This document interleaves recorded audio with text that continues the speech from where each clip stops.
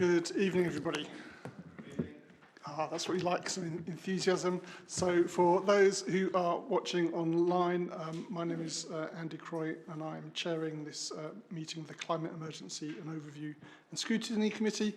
In the room we have Councillor Chris Johnson, Catherine Glover, Ian Pittock, Norman Jorgensen, Charles Margetts and Alistair Neal.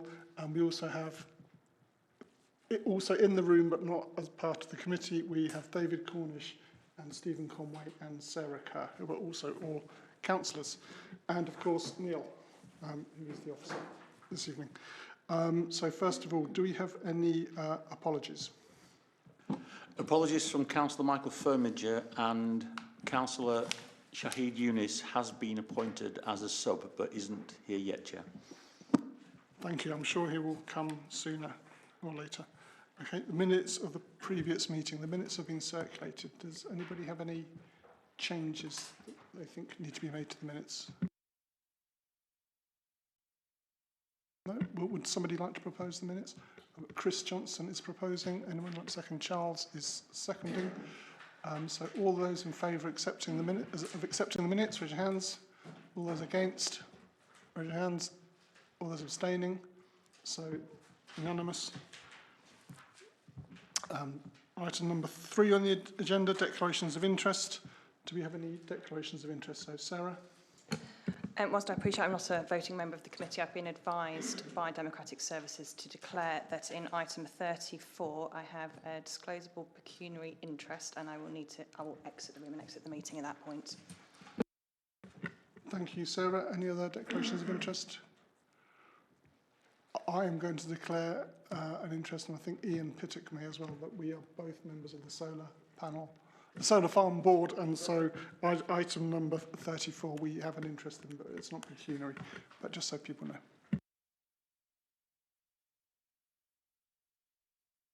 Public question time. Are there any questions from members of the public? No public questions and no member questions, Chair. Thank you very much. That's 2 for 1. Okay, so the first substantive item on the agenda is the Climate Emergency Engagement and Communications Plan. So do we have someone to introduce it? Or are we going? Someone's on the screen now. Hello.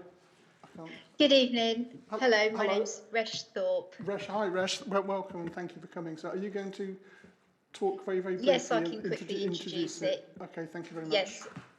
So the Climate Emergency Engagement and Comms Plan, it's a working document that will sit alongside our CAP and will be used as an internal guide for officers to work with stakeholders and share ideas and collaborate on the communication engagement initiatives that we have in our emergency action plan.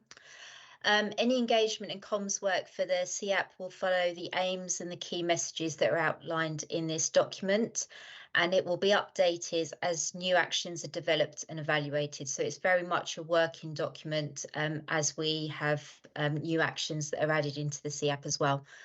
And some of the engagement and communications outlined in the plan are already taking place, and we're currently conducting a series of community engagement events as part of COP28, which you may have seen advertised through social media and our various newsletters. Could I just quickly add as part of the introduction as well? I suspect you're going to anyway, Sarah, so yeah, please do. No, that's fine. First, I just want to thank Resh, who's put in a huge amount of work into this. We have, as she's just mentioned, we're doing this already. So, and we've had some what appear to be very successful engagement actions happening where we been into schools for mock COP events, and we've done 2 sort of presentations of the CAP so far, with another one tomorrow. It seems to be going down really well, but we know, you all know through the CAP that a lot of what we're doing is about behaviour change, and this is part of understanding what those barriers to change are so that we can help people on that journey. So a real crucial part of this. But yeah, I just wanted to say as well, when we went to the kids last week on the mock COP, I have so much faith in the young people and how engaged they are with this. It was a real joy to be actually talking about this with them as well. But no, Resh has done a fantastic job, so happy to take any questions. Okay, thank you very much. So the report's been circulated. I'm sure everyone has read the report. Does anybody have any questions? So I've got Norman. Is there anybody else? So Norman, if you'd like to do your question, and then all your follow-ups in one go, because it's a very light agenda, so you've got as much time as you want. Although Charles is looking a little bit nervous. I'll give everybody 2 or 3 minutes to think of the questions. Yeah. I'm just interested, we say throughout this document and the CAP, engaging with local businesses is going to be important for us reaching our objectives. How well are businesses engaging with us in this process, and what sorts of things are they doing, and how will we know the improvements, changes they're making, so that we can sort of build them into our model of the borough as a whole? Hello, thank you.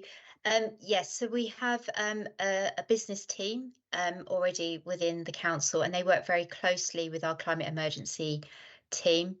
As part of the engagement with businesses, there's a new appointed engagement officer that's talking to businesses as we speak.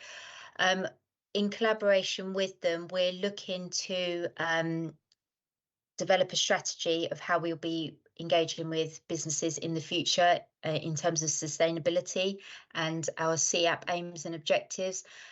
Part of that may be a stakeholder sort of business group where we will invite businesses that already have sustainability action plans to share ideas. But this is very much a work in progress at the moment. So this is in collaboration with the business team. So nothing has been put into definite plan at the moment. Can I just add, we've also had a couple of business engagement events already on this. So we did a webinar last week on EV adoption and going through lots of the technical stuff behind it, but also some of the myth busting and giving them some advice. We've recorded that as well. So for those that couldn't make it, that will go out with the business engagement newsletter as well for anyone who wants it. And we also did a session for not less businesses, but sort of there's more business partners, registered providers for the housing people that have affordable housing, to help them understand what options there are around retrofitting their properties to make their homes more environmentally friendly, but more energy efficient, save them money and be more comfortable for their residents as well, including how they can access grant funding as well. So we've already had a couple of engagement sessions already and looking to do more as well. Thank you. Oh, sorry, I thought you wanted to ask more questions. That's it. Hello. Hello, Andrea. Carry on.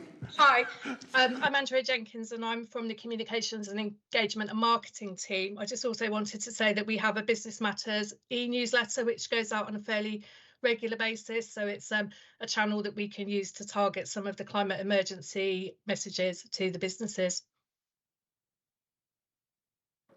I think I was also looking at how we're going to get feedback from the businesses about what they have done. I mean, you said earlier on that maybe workshops and get some of their best practice. I'm sure some of the larger companies in the borough have probably gone through that process already, but and their experience will be valuable. But for some of the other companies, how are we going to tease out of them what they've done and how that's impacted the environment in our area? I saw Rhiann's hand up, but I'll let Rhiann go first, but I was going to add something. You're on mute. You're on mute, Rhiann. Sorry, here I am at last. So, yeah, thanks, Norman. You're absolutely right. Some of the businesses in the borough have got an extraordinary level of expertise in this area. So it's a bit of mutual learning, I think, going forward, not least the fact that we've got some of the businesses we've got in the borough include National Grid, for example. One of the things we do annually is we tend to do a business survey in the sort of February, March time, just to gather feedback from businesses. And we have traditionally put some questions in there about net zero, what their approach is, what support they might like to have. So we learn a little bit about what their needs are as well as what they're already doing. So that is something that we're planning to do again in February, March of next year. I just wanted to go a little bit further. There's also the Berkshire LEP have a net zero task force. It's been a little bit quiet for the last few months. They've now appointed someone who is their net zero electric vehicle project manager. He's going to be working with the chair of that, so obviously working across all the Berkshire authorities. But having been on previous meetings, there are a lot of large organisations in there that are well advanced on this journey and are, you know, wanting to offer support to SMEs as well with their experience as well. So I think with this new person in post at the Berkshire LEP, there's opportunities there as well, and it's making sure that we don't duplicate effort as well. Thank you. Anybody else? Any questions? Thank you. Charles? Thank you. Yes, I note section 8 in here about measuring success and things like that, and there's some measurable things in here and some things which are more difficult to measure, but I was wondering, when are we going to see a set of KPIs so we can actually work out how successful this is being in getting outreach and actually getting this message across, how we're actually measuring it and making sure it continues to move forwards? So our targets within the engagement plan, we have some set KPIs within the climate emergency team which get reported up to our directorate, so it goes through Rianne. These are reported on a quarterly basis from members of the team and through our service manager.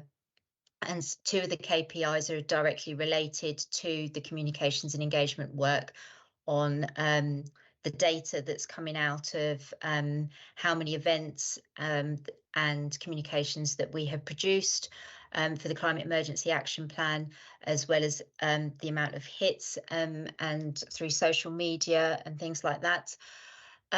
In terms of our Climate Emergency Action Plan, in the spring, together with the communications team, the Climate Emergency team will be looking at the data of all of our communication posts that have gone out with climate emergency for the last 2 years to identify which hits have been the most successful, which articles have been the most read, and to see the progress that's happened from the previous year to this year. From that, we'll hopefully be able to gather some information as to which areas within the Climate Emergency Action Plan we need to hit a little bit harder with our communications and engagement. In terms of our engagement work, so with the events that we're doing out into the community, we're obviously getting a lot of feedback from the people that are actually attending these events. And with that sort of initial feedback, we're hoping to deliver some more events around our CAP and other actions later on in the year, and again to target those sort of harder to reach groups within the community as well. So it will be a work in progress, but our initial task is to look at the data that we do have and we have collected to see, to analyse which actions and what further work we need to do for future events. Thank you. It's reassuring to hear that you've obviously thought about the process and how to move it forward. I was going to ask, basically, I note you said that these figures will go up to director level. Obviously, we're being asked to scrutinise this paper and how it's being executed. So with the chairman's consent, you know, can this data come to this committee at some future point so we can see that these aims and objectives are actually moving forward? Yeah, obviously we have different types of KPIs, and we have a set of corporate KPIs where that we measure officially for the council, and we've got, for us, we like to have some in the background that we use just to reassure ourselves that we're travelling in the right direction. I'm sure we could bring those to this group. In fact, I think that they should probably be included in the CAP actually as a measure of the performance in terms of engagement, but we'd be happy to bring these along to show you how we're performing in this respect. In addition to that, we could also, once we've done the data analysis in the spring, produce a report on our initial findings as well. Thank you. Thank you. I'm quite happy with that. Okay, thank you, Charles. Thank you. I've got Shahid down, then Chris, then Ian. Thank you, Chair. It's my first time actually attending this meeting. I'm just a sub for Michael. But actually the point I want to raise, Charles, actually you touched upon a lot of things already. My observation is that actually we have a strategy, we set out strategy in different areas, but you know, it's continuous monitoring and also seeing a couple of years down the line whether we have achieved what we set out to achieve. And that needs to be supported by hard facts. Facts, numbers don't tell lies. But other anecdotal sort of observation is okay. But actually what we see need to, I think would be helpful for the committee is to look at the hard sort of performance KPIs, figures. Because what happens is if you look at the reports, in my experience as well, it tells you what's happened, but it doesn't tell you why things are not happening perhaps. It's also important to know what is happening, what the trends are, but also if there's up and down, understanding what is behind the scenes, under the bonnet, why things are happening the way it's happening. And that actually is much more informative. So we can see, okay, if something is going well, okay, we need to do more of that because we understand the why behind it. How and what is important, but I think to me, I find that why is even more important. So yes, it's good to hear reassuring that we'll see, if the numbers and the data can be made available, but also actually some of the rationale behind it as well for KPIs, why we think these are the right KPIs which we come to. I think this is another question as well. I assume it is being agreed, officers agree with the executive member what the right KPIs are. But actually quite often what I find is that understanding of those KPIs will be quite helpful for the committee members. In other areas as well, I found they're very useful, that we actually come to these KPIs and the rationale behind is X, Y, Z, and why we think these are the right KPIs, which will give us actually real tangible information moving forward to say that we actually have moved the needle forward. And just to come in on that before officers do, I mean, I've had the privilege of also having performance management as part of my exec portfolio and obviously how KPIs are set. So it's not just understanding the why, but also making sure that any KPI that is set doesn't lead to the wrong behaviours as well, which is really important. So totally agree. That's why there is a section on evaluation of success. Very keen that everything that we do has tangible outputs that lead to outcomes so that they're measurable. Obviously, these aren't part of the corporate KPI suite. We can't have every KPI in that corporate suite. But I don't see any reason why this can't be an item that maybe comes back on an annual basis or something like that, where that evaluation is looked at the appropriate time. And I would suggest that officers discuss with the chair the most appropriate time to bring that back when there is data to report back. We can see that progress. Thank you. Okay, Chris. Thanks, Chair. Sort of on similar sort of lines as what's already been spoken here. But I understand, yes, about the corporate KPIs for the team that are working in the background, that are doing the hard work, and that's one side of things. But there's another side of this as well. When I look at the individual topics, the communication channel, the business organisations, education, etc., is there any way of bringing forward some sort of measurement, or not such a measurement, but an indicator that shows how much engagement we've had? So if we put out 50 approaches to businesses, how many businesses actually responded, how many actually took up and went on to the process. So we've got an indication of how the wider community is reacting to this approach to the climate emergency and whether they are on board. This is not so much a case of saying the council's getting things wrong or they're doing something wrong and they're not pushing it forward enough, but it's about how the public engage with us and with the council to the processes that are in place. The schools, for argument's sake, how many school children have had the presentations put towards them, what's their engagement, what's their responses, this sort of thing, and whether or not that can be made a public notice rather than just something for the committee and the council officers themselves to look at, but something that's used to publicise success as we go forward. Well, first, I'd just say that this is a public meeting as well, so anything from here is public. But I think what you're possibly asking for is what we know is that people are more likely to change their behaviours when they see other people doing it. So what you're asking is we're saying, look at all these people that have engaged with us on this. Why don't you engage with us further on that? I think that's what you're asking. It's what we're trying to do anyway with a lot of what we're doing. We're seeing it at the moment with the Solar Together scheme. So many people now seeing their neighbours are getting the solar panels. We're now getting inundated with requests, can you run the scheme again? So it's trying to keep up with the Joneses type thing. But I think that's really important. It's something that we've done with the Climate Emergency newsletter, which I hope you're all signed up to. And if you're not, just go online to sign up. Is we've tried to use case studies of real people in the community and the things that they're doing to inspire and encourage others, and looking at more doing that with businesses as well. In terms of the KPIs and the data behind this, I mean, bear in mind that this is a piece of the jigsaw puzzle. The ultimate KPI is actually carbon emissions going down. That's the ultimate big picture. And this is a suite of KPIs that sit underneath that look at all the levers we have to pull to do that. And we've got multiple ones. And so we can see if we're not achieving that target, which are the ones that aren't working. But this sits as part of that. I don't know if the officers want to add anything further to that.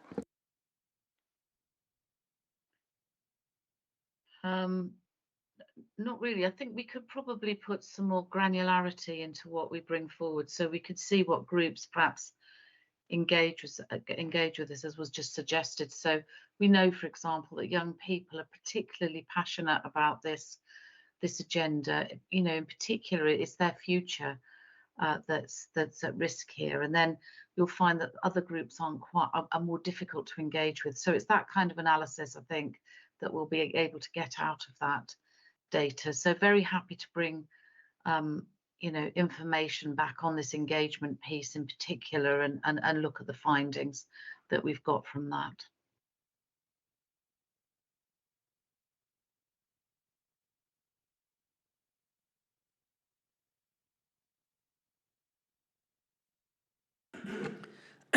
Thanks, Chair. Actually, Sarah kind of partly answered the question a moment ago. I was going to ask about the Climate Emergency newsletter. In fact, there are a number of other things as well. My question was, how are we getting that information out to people? And what Sarah just said was that people are required to sign up to it. Well, that's very much a pull type mechanism where we're pulling people in to come to our websites. But a lot of people won't do that. Either can't do it or won't do it. If you really want to get a message out there, you've got to use the push technique, get stuff out to people. So what techniques are we using to get things out there? There are various things like the 6th monthly council magazine that goes out, and there's got to be some other things as well. There's the council tax form that goes out to everybody fairly shortly. There's the the flyers that go for the rubbish bin collections every year that go out as well. What can we add to those to push information out to them? I'm well aware that there's a lot of things that that residents get to hear about. They get flooded with all sorts of information about insulate your home type thing, but they only ever get told some of the lower level stuff. They never get to hear a lot of the big stuff, and we have an opportunity to do that alongside things like the great initiative with the solar panels. One of the biggest uses of energy in this country is heating homes, and a huge amount of heat loss through homes through doing that. And it's not just a matter of looking at windows and all. A lot of it is through roofs, and it's flat roofs. Most people in this country don't even know that there's different types of roofs that you can put on. We typically have cold, flat roofs put on. With modern technique, you're never allowed to build those anymore. You put warm, flat roofs on. If I was to go out and ask the average resident what one of those is, they wouldn't have a clue. But even better, for roughly the same price, you can put a sloped tiled roof on. But how many residents think about that? So what are we doing to push out some of these things that people don't hear about, rather than requiring them to come to our website? So I can start with that, and we don't just have the newsletter and the website. So we're obviously using social media as well. When we advertised the Solar Together, a number of residents actually had letters directly to their homes sent to them. So we actually went through people's letterboxes. I do think it's a great idea what you've suggested there with some of the literature that we know is going to go out and certain things where we can add to that where appropriate. We don't want information overload, but we are doing a lot of proactive stuff out in the community. So we got out in front of quite a number of the schools the other day through this mock COP, and we've done a few of those. And we do send a lot of stuff to schools as well to go out. There was another point I was going to make, and it's just, we also work with partners as well. So I think it might be next week, and the officers can correct me if not, but we're actually working with Citizens Advice and going into the Gorse Ride estate and delivering some sessions alongside Citizens Advice on energy efficiency in homes there, and we're looking at doing those further in the future as well. So we're actually going out into the communities a lot as well. So there's a lot more push out there, but I think it's an area to explore further. Yes, the event that you're talking about, Sarah, is happening on Thursday this week, so it's on the 14th at Gorse Ride. So we've been working quite closely with Citizens Advice Bureau and trying to target those areas to provide advice, but we've also got an energy officer who's attending that event. And the event is open to all residents, and he will be able to talk about the home decarbonisation service as well that WBC are offering, so be able to give advice to residents on how to tackle decarbonisation their homes. As well as that, we do use social media, as Sarah has said, but we're also quite careful, so our comms team is really good at doing this, is that when we have posts going out, for instance, about the change in waste collection services that's going to happen from next year, we also put the why and how that's going to help our carbon emissions, the reduction in carbon emissions, and we link it back to the climate emergency work that we're doing. So we're quite careful to link all of those communications together so they're not kind of solely on their own, so that the public can actually see why it is that we're trying to implement these initiatives.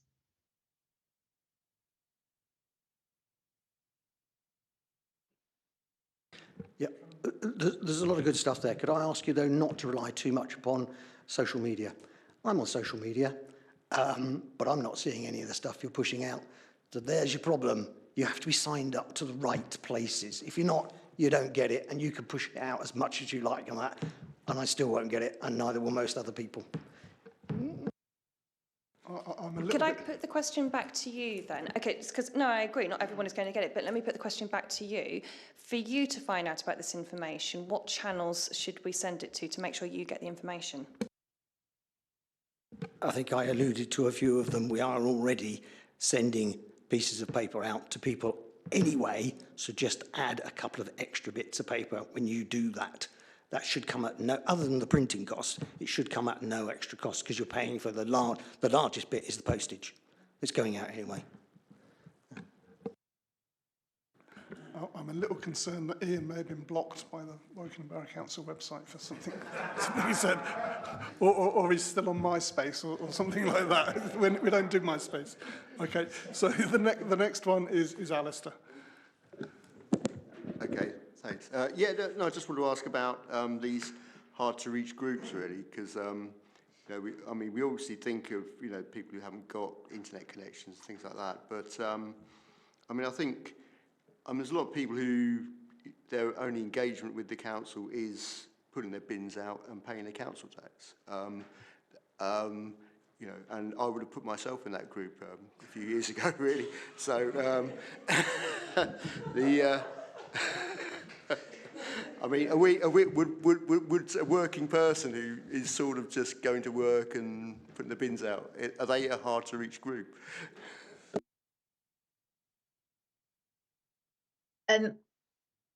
Our harder to reach groups we'd sort of classify for those who struggle to get access to social media or see some of the communications that go around. So, for example, with our COP28 events that we've been running over the last couple of weeks, to try and raise the awareness of climate change, we held a workshop on Friday with CLASP, which is the group with adults with learning disabilities, because we appreciated that actually just targeting them with newsletters might not be the best way of engaging this group of people. So we arranged a workshop in collaboration with the University of Reading to do some hands-on activities around climate change.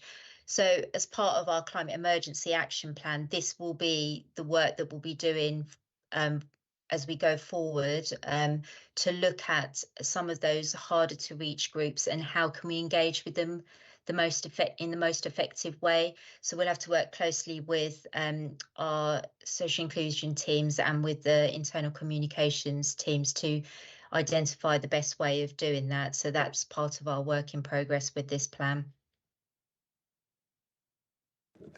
Okay, thanks. And welcome to the council, Alistair. Right, and then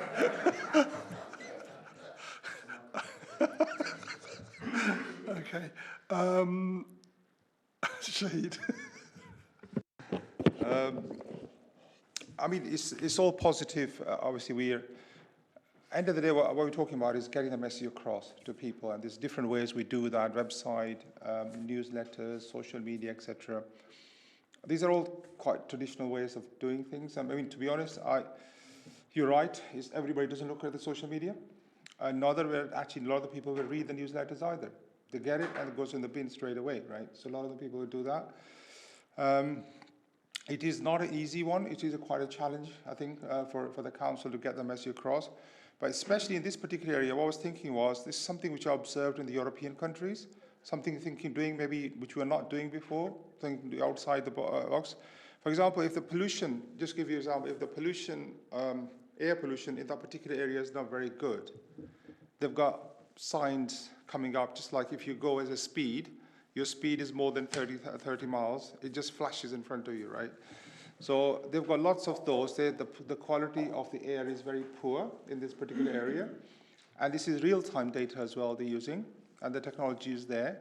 And I'm just wondering whether council is considering that, because that actually, well, to me, as human beings, we are visuals, right? We see actually something straight away, yeah, that actually, I didn't know that. And also this way, I can see a number of benefits of that as well. We will know, not only the council will know, not only the councillors will know the quality of the air, where the pollution is, maybe sometime 6 months ago, but this will be in real time as well. This is another thing as well. We need to have something which is almost real time, run something, and this is what always has been my concern or raised. We see data which is 6 months old. 6 months is a long time nowadays, and I was just wondering whether the council can partner up with some of our top companies in here to actually do such a project where we can have maybe satellites elsewhere, some different parts of the borough where information can be displayed in real time. The benefit will be the people will know straight away, actually this is, which they're probably not aware of. The quality of the air is just one example, but also the council will get the data in real time as well. That will be much better analysis of that, will give you the more accurate information, because you're dealing with real data, not 6 months, but actually in real time as well. So I don't know, just a suggestion here. If something is being considered, that's good. I would like to know what if this can be shared. But if not, then perhaps it's something worth considering. Well, can I just firstly come in and say air pollution is a different area. It's actually a public health issue. So this is climate emergency we're specifically talking about here. From an air pollution, that might be something you want to call to maybe corporate and community overview and scrutiny and have a look at that. So there is a different issue. Just to be clear on that, in terms of that visual representation, I mean, the problem with, because what we are doing here is we're measuring CO2 and equivalent emissions.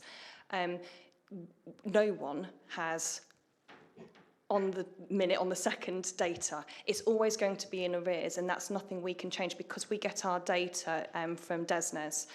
what was base, and it's usually 2 years in arrears. So there's nothing, we can't actually change that. That it's how it's calculated in the past. But if you look in section 5 of this document, where it's looking at communication channels, it is talking about using sort of those public-facing dashboards and things that we can have on our website. So we can actually show people how we are doing on progress. But this is a separate thing to air pollution. I get that, and can have a discussion about air pollution, but that's not what this item's about. Air pollution was just an example, but obviously I'm sure there could be some other areas which falls under climate emergency, perhaps something could be considered. That was just an example to say that the real-time data could be displayed in a visual format, which will have much more impact actually. If you think about it, people are traveling on a certain road, how many thousands of cars are going there, right? And they will probably see it more. So I was looking from that point of view, and that was just an example. Okay, now I understand. Thank you. Okay, thank you. I think I was just going to come back to that. I mean, there may be something that we can do, and I think it's certainly worth us considering real-time data. In time, we might be able to, we're starting to generate more and more energy from solar power, for example. It's a bit disparate at the moment. Schools, I know, we've got panels on top of schools. That might be something that we may be able to look at, saying, assets at Wokingham Borough Council have generated X number of carbon tons today or something like that. But, it's certainly something that we'll take away and look at. I can't say we can do any of these things just at this moment in time, but we could take away and look at that, I think. Thank you. I think that's a really good example where we are showing that, yes, we have invested so much money here, but actually this is the result we're seeing as a solar panel as well. We are producing X amount of energy as a result of that. I think that people will see that, wow, we didn't know that, right? But I think the point I'm making is, if it's in paper, not many people are going to read this. But if something is visual and dashboard style on our website and share that widely on social media, actually you'll see that has much more impact as well. Yeah, at least we are being transparent. That's what we mean. We're being transparent as a council, and that could be shared. So yeah, that's good. That's a good example. Thank you for that. And I agree about the transparency and the work that Resh did on the CAP that came through in September, and the visual representation of what we're doing to make it much more accessible for the public was really excellent, and absolutely agree with the transparency. It's a good point that a way of actioning what you've suggested, that Rhiannon suggested. And just on that, I mean, I can tell you the last lot of data I got on the Solar Together installs is we had 219 homes so far, and we're still going till March, and we know at the moment that the amount of electricity generated through that is equivalent to us saving over 175,000 tonnes of CO2 equivalent every year, and that's so far. So that's been really positive. We can look at that kind of data and publish that, but we're still gathering more data at the moment on that. I can see Andrew has his hand up. Yeah, thanks, sir. I just wanted to mention it was a very recent monitoring group, so everyone might not be aware of it. Talking to the transport team, obviously they're like the air quality part of them. They are exploring those kind of cameras you mentioned in terms of air quality to kind of display them similar to like speed limit signs. It's not been confirmed whether they'll be able to do it and like all the costs and stuff, but they are looking at it. So we will be able to let you know of that. I'm sure it'll go out in comms at some point if we are able to do it. Thank you, Andrew. Sheed. Okay. Anybody with any other questions? No. Okay. I have a couple. So, just to start me off, I guess the front cover of the report for my first question. So the front cover of the report has got a picture of some vegetables on it, and I'm just wondering what. And this is going to lead into a more serious question, but I'm just wondering what vegetables have got to do with the climate emergency. It's about raising awareness about thinking about where your food comes from. So there's lots of things. So reducing food waste, buying locally, growing your own, trying to purchase things without the plastic packaging around there. So it's from our CAP as well. So that the cover report, the logo that you see and the colour and the images that are taken on that front page correspond to priority 9 of the Climate Emergency Action Plan. Yep.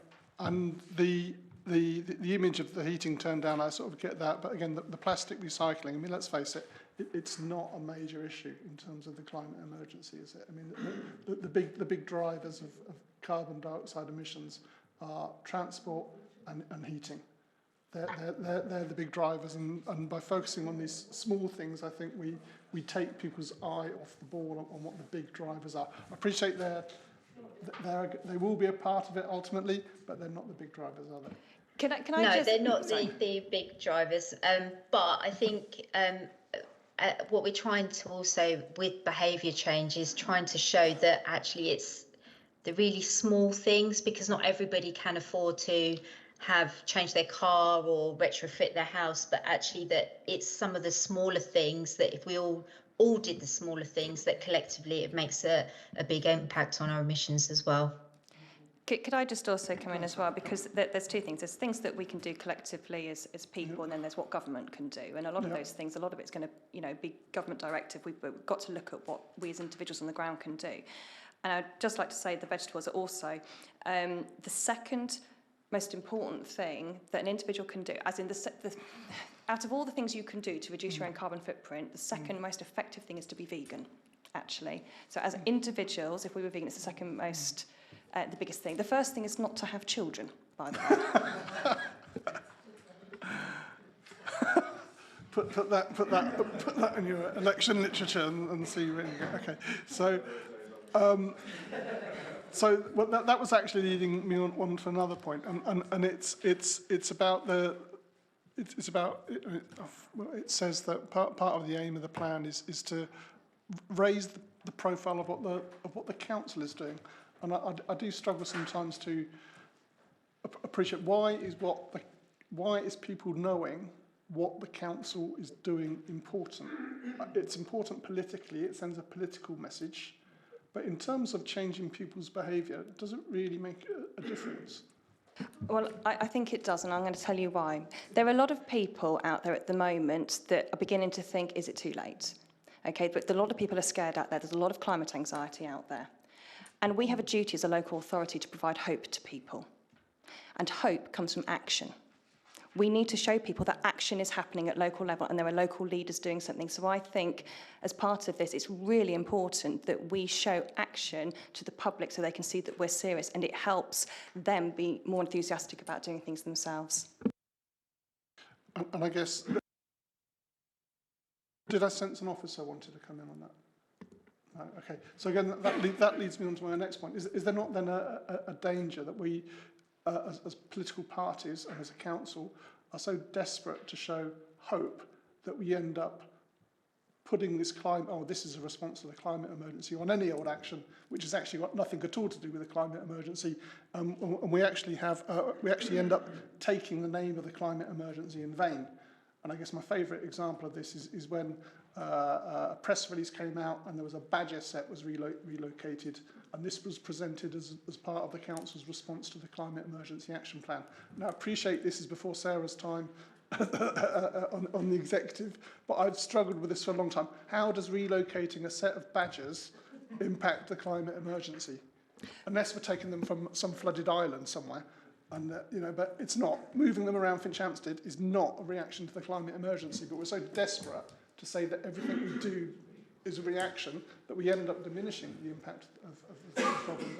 You're referring to, in effect, not just the badgers, but wider, you're referring to greenwash. Oh, but thank you for, I didn't call it that, but you can I think call it that's the term you're referring to, and what you're basically saying is, are we in danger of greenwashing? There's always going to be that danger. I will say that someone came up to Resh and I after our presentation on Thursday evening in the library, and he said, I was really sceptical about coming along to see what the council's doing in this talk. He said, I thought it was going to be, well, look how amazing we are on a load of greenwashing. He said, it was really good to see something really honest, and transparent. And I mean, this is partly why the Scrutiny Committee has been set up. You're here to keep us honest. So, it's really important that we demonstrate action and genuine action, but it is really important that we make sure it is genuine and there isn't greenwash, and we're very careful to make sure that the communications we put out are genuine climate actions, and I think you can see that is what is going out. Thank you. And could I hear perhaps from the officers in terms of what checks and balances do they think are operating on them to make sure that greenwashing of Badger Set Gate doesn't happen again? Well, thank you. Firstly, apologies, I didn't know about the badger. That was before I arrived in post, so I'm going to dismiss that one. But in terms of the communications that we go out, we're very careful to make sure that they're actually correct and they align with our climate emergency action plan. And as you know, that's been scrutinised by yourselves. So we're making sure that we can, if a member of public or anybody in the community came back to us and asked us about a piece of our comms related to our climate emergency work, that we could pinpoint it to exactly where in the plan it relates to, and to which action it would relate to. Again, as I mentioned previously, we work very closely with the communications team to ensure that even other messages that come out from other areas of the council, such as waste and transport, that any climate emergency message that's embedded within those are reviewed by our team and by the communications team as well, to ensure that it remains factual and according to our plan. So we're not persuading people to do things that we're not actually advertising in our climate emergency action plan. And back to your question about the council, I think when we go out and do these events to residents and public and businesses, it's really important to show that as a council, we're role modelling the behaviours, because we often get asked questions, well, what are you doing about it as council? It's all very well telling me to recycle my waste, but are you actually recycling your waste in your council? So I think we've got to be very transparent and honest about, you know, our views, and that we're spreading the same message as well. Thank you for that.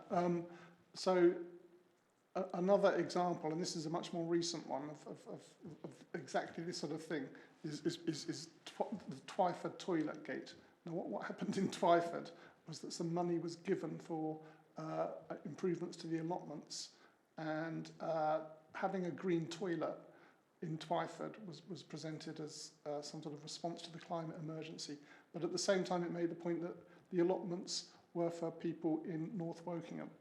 So you had this very mixed message that somehow growing vegetables, which is good, again, we've got a photo of it, that's good, but people were going to drive from North Wokingham to Twyford to harvest their lettuce and then bring it back to Wokingham, and this was somehow going to save food miles.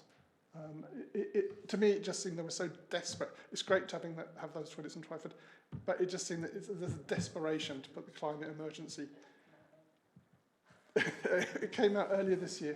Okay. I'm not even sure I've not even heard or seen of that, so I'm not sure what that one is. So I'm hoping someone online can help. It was just another example of that sort of just let's whack the climate emergency action plan into everything. But so what you're saying now is that comms don't go out without being checked by somebody with the climate emergency brain on to make sure that it's not being greenwashed. Yeah, and we take your point as well, Andy. We'll be a bit more fastidious and make sure that it makes good sense as well when we check them through as well. But I know the comms team pretty much on this. Thank you. Andrea, I can see your hand is up. Yeah, I was just going to say we will circulate this communications plan to all members of the team, so that we're all on message when it comes to climate emergency, and that everything is signed off by the climate emergency team, so we're all on message. Thank you, Andrea. But before I go on, yep, I've got Shahid. One comment and maybe a question as well, or just clarification. So I'm not sure it will go down very well, the message that don't have children, it's very climate friendly. just That will have a knock-on impact on immigration because we'll need more people to work. Just a comment.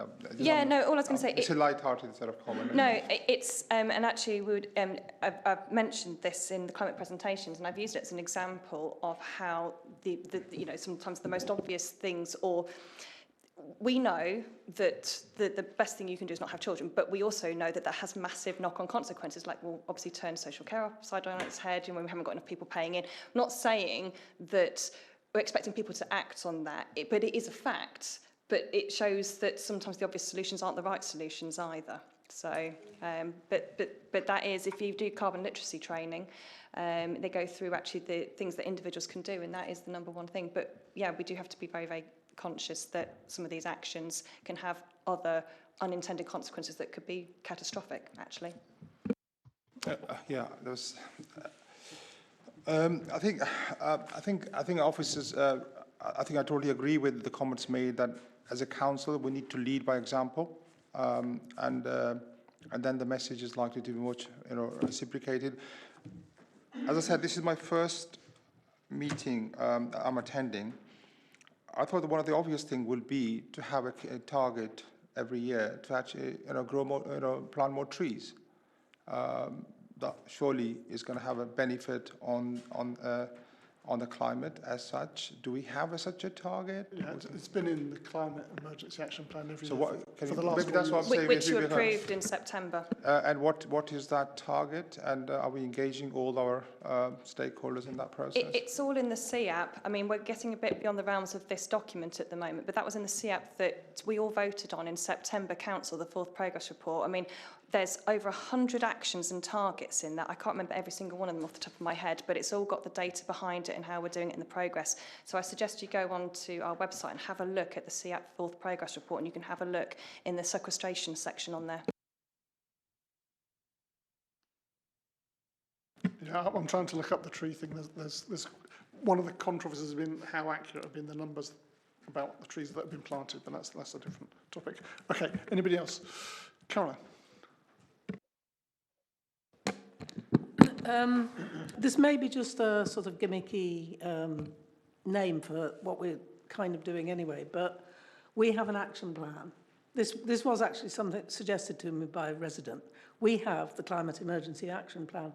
He suggested that we could propagate the idea of individuals and families having climate emergency action plans, sort of dressing up, what you can do as an individual. I'm not going to answer for Sarah, but I know that she'll want to answer this.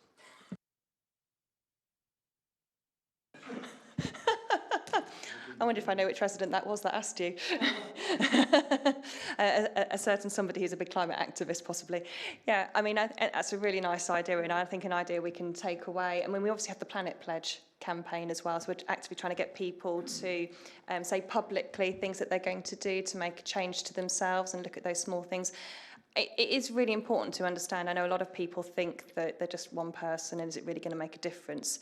But actually collective action makes a huge, huge difference. I mean, in this country, we've already taken 10% off our peak energy usage just by switching to LED light bulbs, for example. So I think it's really important that we do encourage people to have those sort of personal things that they can do. So the Planet Pledge scheme is something we have, but I think that's a really nice idea, and certainly something that the team can look at, and if there's capacity to do that.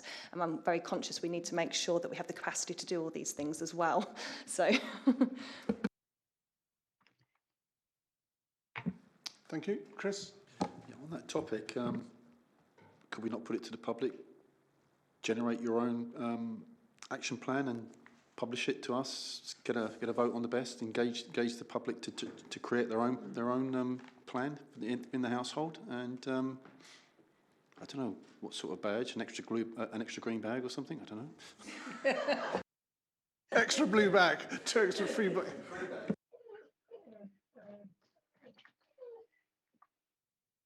Sarah or Officer, would you like to follow up on that? Nice I'm idea. happy to.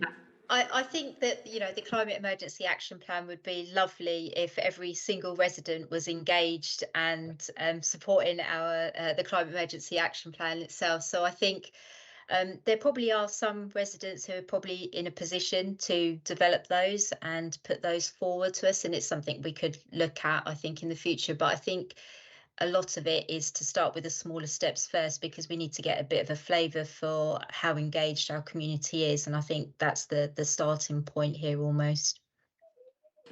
I should add as well, I mean, we have been doing some case studies of individuals within the newsletter anyway.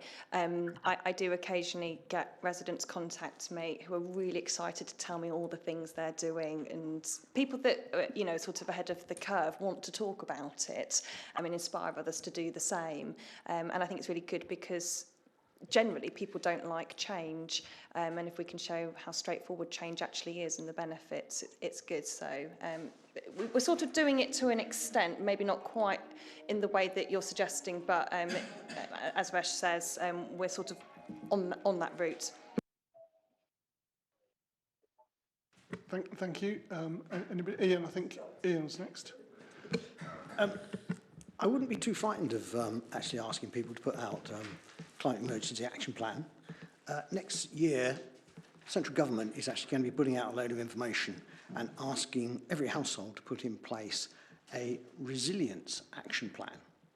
All the sorts of things that you can have in place to ensure that you can remain in your home for a number of days, even a week or more. So if the government could do that, I certainly think we can ask people to put a climate emergency action plan in place. Although, having said that, the government has shot us out in the foot, because a few years ago they bowed to developers' pressure and changed building regulations such that we no longer have water tanks built into houses. Thanks for that.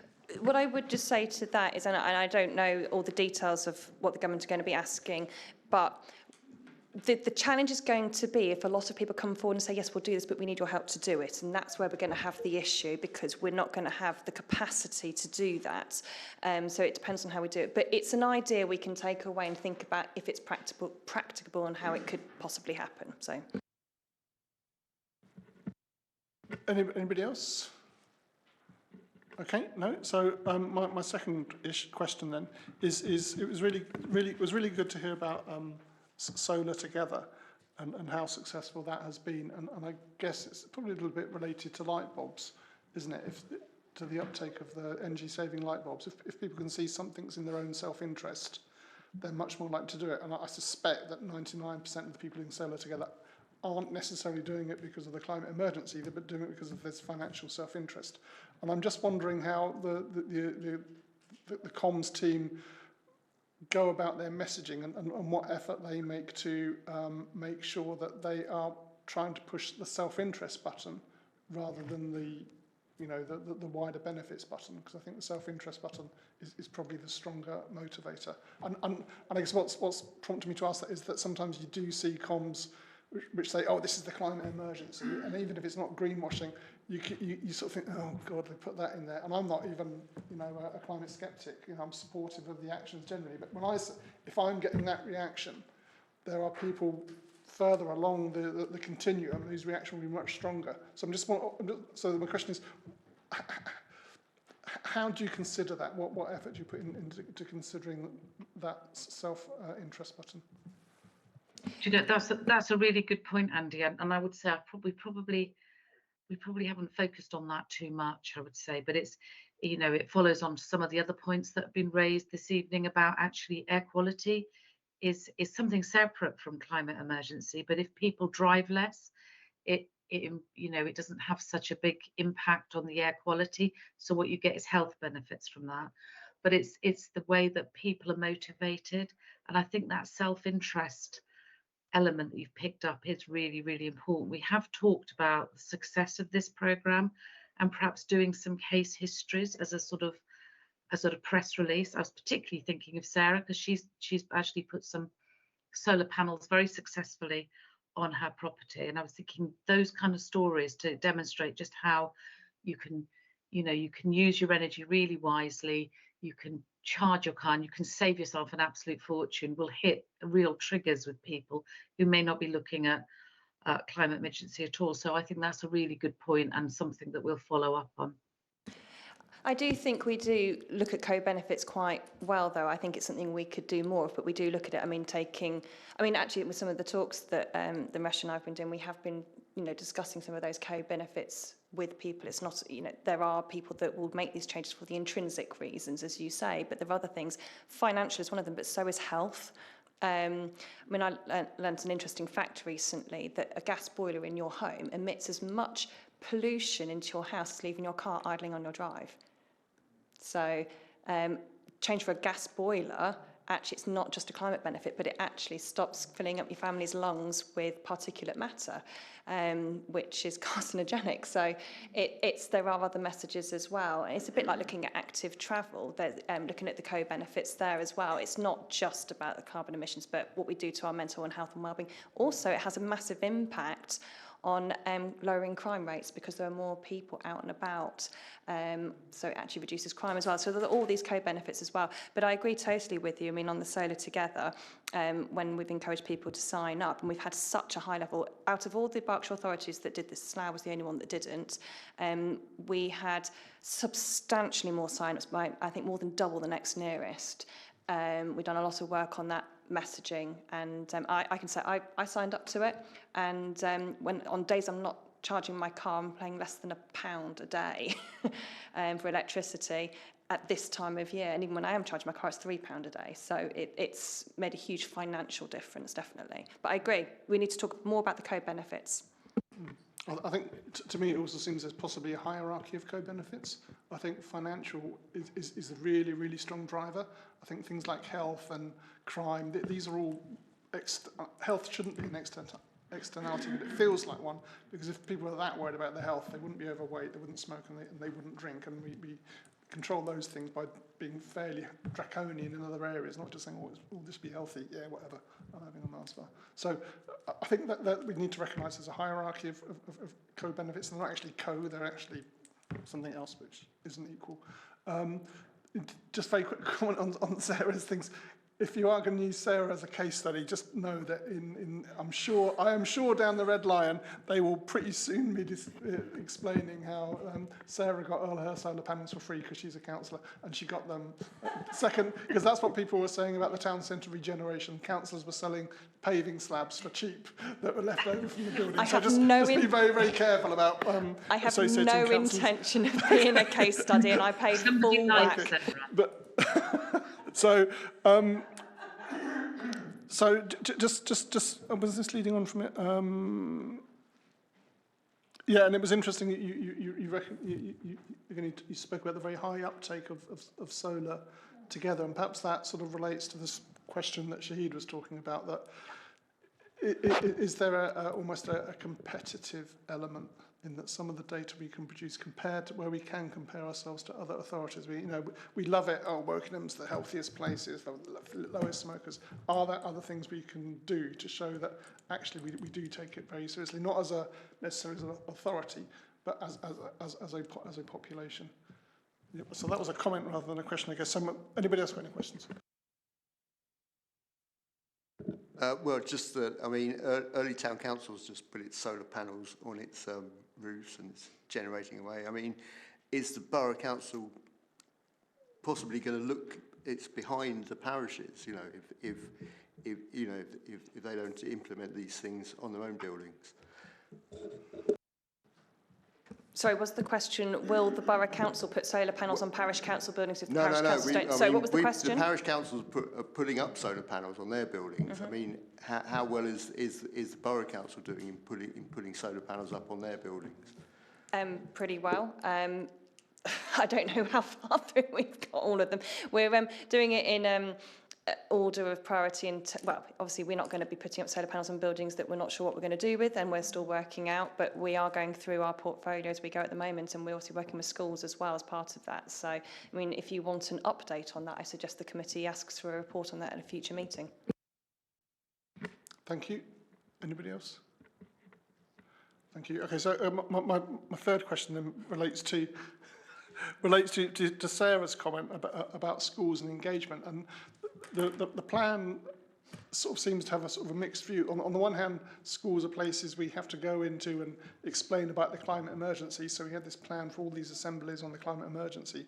But I know schools have been teaching about global warming for at least 40 years. I mean, I did it as an O-level. You know, it's not a new thing in schools. And Sarah goes into a school and all the kids are rapturous about it, and they all know about it, and they're really enthusiastic about it. But we still think we need to have assemblies on it. And there's that slight disconnect between what we think the schools need from us and what is already going on in the schools anyway. However it's going on, it's going on. And I guess what I'm wondering is are we going to use that sort of enthusiasm, which I'm guessing we're picking up in the schools, to inform our decision making and how we communicate with schools? Because we have a whole section on the plan on schools and young people. And I sometimes think that part of the plan is to do with us telling a story where actually we should perhaps be using that enthusiasm or seeing if there's a way we can weaponise that enthusiasm to encourage more action from the people who look after young people, i.e. parents and teachers. So I'm just wondering, how does that sort of feedback loop based on the good engagement that you've had with the schools? So with schools, a little bit more complicated. So we have waste assemblies, and we obviously have the My Journey team going in talking about active travel as well with schools. And then we've obviously got the air quality project where they're monitoring air quality around schools and having the anti-idling initiatives that have come in. With the rest of the engagement with schools, national government are actually by 2025 asking all schools to have their own climate emergency action plan, and that's coming from a sort of national level. It's still a little bit early days in how they're intending to enforce that in schools. It looks like that they're going to be asking for each school to have a sustainability lead within each school.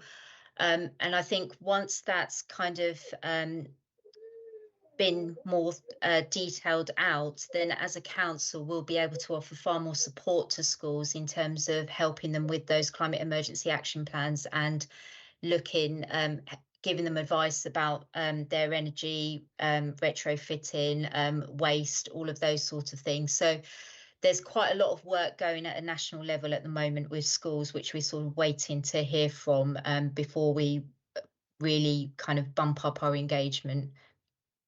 Thanks.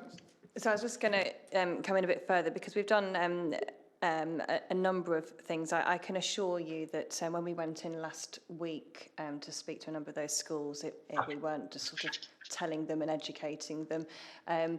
They were, I think, educating us almost. They were brilliant. What they did is a number of schools got together, they did a mock-up, and each set of children were representing a country, and they were acting it out and really understanding about everything behind it, and we were really impressed with their knowledge. They asked me to go and speak a little bit about local action, to talk about what they could do. But actually, we didn't talk about the usual stuff, make sure that you do more active travel and all that. They know all that. We talked actually about how they can use their voice a lot more in holding people to account. And then we got the grilling. They came back and said, well, this is the kind of thing we'd like. Can you help us with this, and what about this, and can we look at this? So it's given us something to take away and have a think about what they're asking of us. So it really is a two-way communication. That's just one example. We've done 3 of these now. We actually did quite an interactive one where we said some of the barriers that we've got for societal change. Could they help with some ideas on how we could overcome those and look at what we could do? That was something we did before, and we've incorporated into the CAP. And we also did a teachers' summit as well. So there are some schools that are really ahead of the curve in a number of areas, and we got them to talk about some of the things that they're doing, whether that's physically, operationally within what they're doing within the school, or in terms of what they're doing from an education perspective, and to try and encourage others and give some ideas and share best practice. So that's sort of, some more of that kind of engagement that's been done at that level. And also, we went to the Borough Education Partnership to talk more strategically, to encourage sort of that more strategic focus on this across that, amongst all the other things that they're looking at as well. So engagement's happening in different ways, but I can assure you we're very aware that our young people are ahead on all of this, and it's helping guide them, I guess, into sort of adulthood and how they can really engage to make this change happen. Thank you. So following up from that, so it sounds like there's a lot of talking going on and I've been involved in, when I was a teacher in not COP, but in something called Modern United Nations, which I would imagine is a very similar thing. And there's lots of people talking, lots of good intentions, but surely fundamentally the point of the engagement we want with schools is for the behaviour of schools to change. Now there's that sort of institutional change that we can get via the changes in infrastructure, you know, insulation, solar panels, all that sort of stuff. But there's also the behavioural change of and it will mostly be the children and the parents that is going to be the big driver that we're trying to, the big change we're trying to get in our schools. And that has got to be mostly about walking and wheeling to work instead of driving. So how much, and it doesn't really sound like it's that what we're doing is actually driving any sort of change in that area. Is there any sense that what we're doing will drive that change? Because that's basically what we want them to do, is to walk and cycle instead of drive, isn't it? I mean, there's some practical things. I mean, so we've got schools doing their Mode Star Shift Awards. So, and we've linked up schools that have already got like platinum awards and helping link them up with others to share best practice. And obviously we then have the My Journey team going in, talking to them. Obviously a lot of this is behind the LC WIP though as well, the Local Cycling and Walking Infrastructure Plan. So I mean, this is sort of out of my portfolio quite a bit at the moment, but I know there's talk at looking at whether we could trial a couple of school streets and things like that, and we are engaging with those schools on that. So there are some practical things, but some of these things are going to take time. They're not quick wins. But it seems to me that things, I think with the mode shift, I think, is it 26 schools? Is that the number I saw? Is it that many? I think it's about 26 schools. I think, or is it 13? It's not more than 30, put it that way, that we're engaged with on the mode shift. And things like the Lucy WIP, getting people to walk. Again, from what you've said, it feels like we're sort of pushing an open door. And I don't know, it's an open door, but it doesn't seem to be opening very quickly. So what can the engagement team do to, because we know there's enthusiasm, we know the kids are really up for it, so what can we do then to actually get people to make that behaviour change, to get them, the parents out and the kids out of the cars? Andrew, thank you. Hi, yes, as come on, I'm sure there's other people with stuff as well, but as Resh has mentioned, there's the kind of national stuff coming in about schools having an action plan themselves, and we're anticipating, or the transport team, I say they're probably the best person to come in on this, and we will ask them in more detail by the next CAP as well. But they did mention that they're expecting, as part of those changes, to have more schools coming to them for the mode shift stuff, because that is kind of a framework that's already established to support those kind of changes. So it's been demonstrated to be successful, but they're expecting more schools to come forward as part of that. So that will probably deliver those kind of changes you're looking for, along with, as you mentioned, like the bikeability and all the other schemes that are going on. Thank you, Andrew. Anybody else? Shahid? Andy, I just want to echo, I think the point which you made is very, very important, because there's a lot of good intention there, and people are educated, which is very good, young people. But what really going to do with the results is action. So hopefully this education awareness will drive action. But I suppose you're right, it's going to take some time before the action is taken. But end of the day, until the action is taken, we're not going to achieve all the other targets which we want to achieve. Well, I think what Sarah suggested earlier on, I was going to say that it'd be good to have the report that, we need to lead by example. How many are our buildings, or perhaps our stakeholders, or where perhaps we have influence, who are more following the steps which we are suggesting. And I think that will be useful, I'm sure, to the committee as well, to have a look at whether they are schools, whether there are other council buildings, or whatever, where I think, I don't know whether the committee has seen that before. If not, I think that'll be really useful information, I believe. So it's good to have that maybe later in the line. I think we saw some good numbers about council officers working from home, which was very, very useful and a very positive contribution. Well, that's debatable, but that's not the point I'm making. It's actually buildings and obviously solar panels and all the rest of the stuff, which is going to be more important in a sense. But let's see if there's anything. At least we can say we are actively taking initiatives where we have influence. We are actually, we are delivering the results there as well. So obviously the CAP or climate action is council-wide. The climate team are here to bring it all together, to programme manage this, but actions across the council. So for any of these areas that you want to deep dive into, you're free to request committee reports and the relevant department could come. So if you want to have a look at the retrofit of our assets and what's going on there, you can call a report. If you want to look wider at, I mean, we've obviously split down the action plan into 10 key themes, and number 10 is the council's own emissions. So you could ask for a report that looks at that. In terms of active travel, you could ask for a report. So feel free to request those to come onto the committee at any point, and the relevant teams we can come along and answer those questions. This is what I was suggesting. I'm formally requesting. Well, is that accepted or not?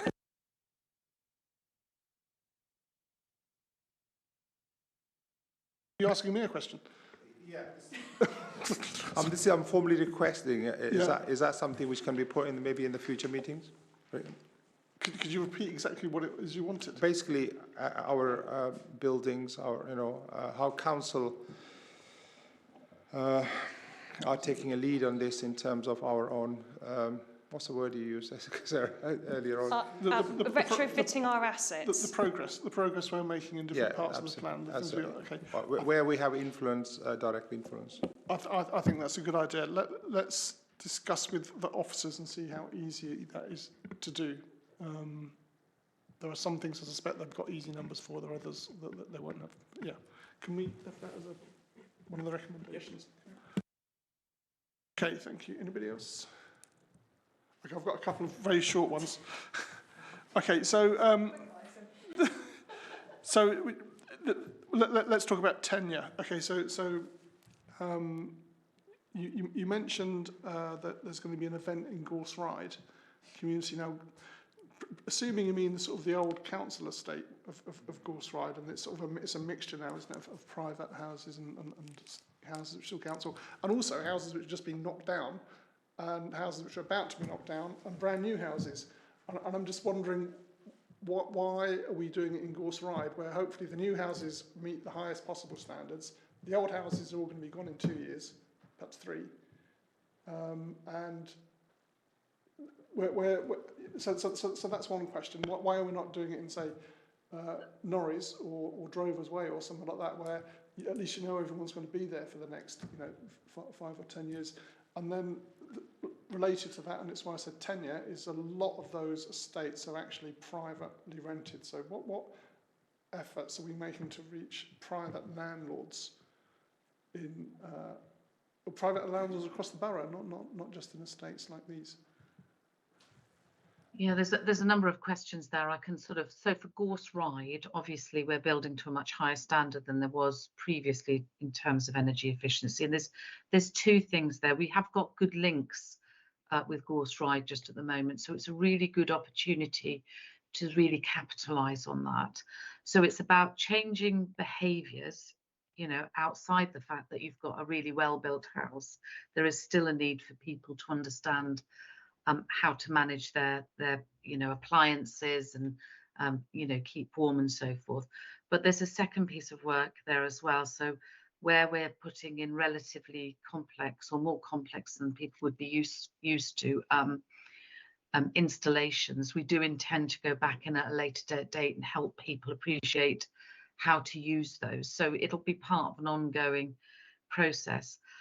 I think the reason we've started at Gorse Ride is because we have such excellent links there. Obviously, a lot of Norris is in our estate as well in terms of our assets, so we will be going there as well. We'll be also talking to our housing associations as well. So any links that we've got, we will be going out. We'll be talking to them on a rolling basis.